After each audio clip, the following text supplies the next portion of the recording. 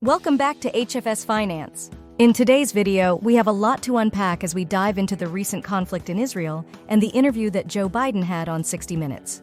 We're not going to shy away from asking the tough questions that were left unasked during that interview. So sit back, relax, and let's get started. Last weekend, Joe Biden appeared on 60 Minutes to discuss the ongoing conflict in Israel. However, what shocked me the most was the lack of tough questions posed to him.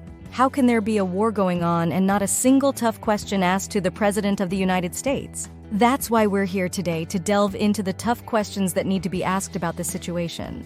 Let's start by examining the gravity of the situation. Hamas launched attacks on Israeli territory, resulting in the deaths and kidnapping of civilians. Currently, around 200 civilians are being held hostage in the Gaza Strip.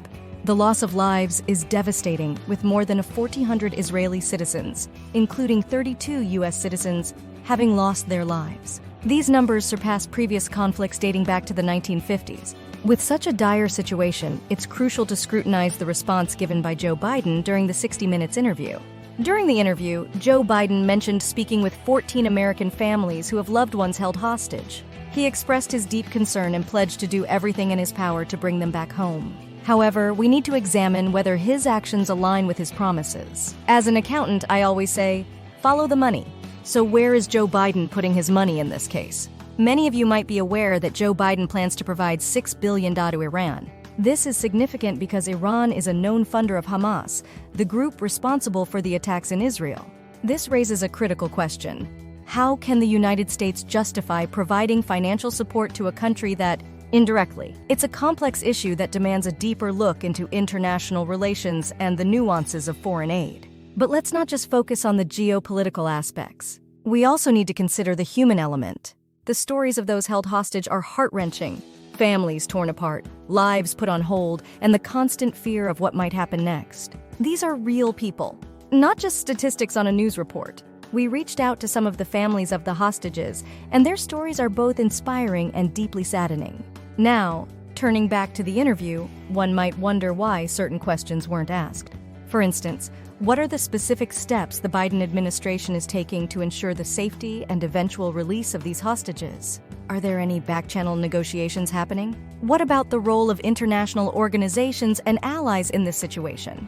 These are the questions that need answers. Moreover, it's essential to discuss the broader implications of this conflict. The Middle East has long been a region of intense geopolitical interest, and the current situation in Israel is no exception.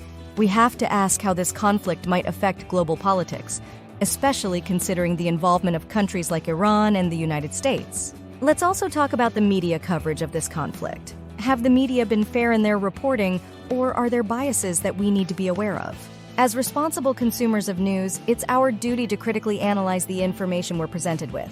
In addition, we cannot overlook the economic impact. The ongoing conflict has undoubtedly had repercussions on the global economy, especially in terms of oil prices and market stability. As a finance-focused channel, we'll delve into how this conflict is influencing the global financial markets and what it means for investors. Lastly, we want to hear from you, our viewers. What are your thoughts on this situation? Do you think the Biden administration is handling it appropriately? What questions would you have asked in the 60 Minutes interview? Your opinions matter, and we're here to foster a community where these tough discussions can happen. Thank you for watching today's episode on HFS Finance.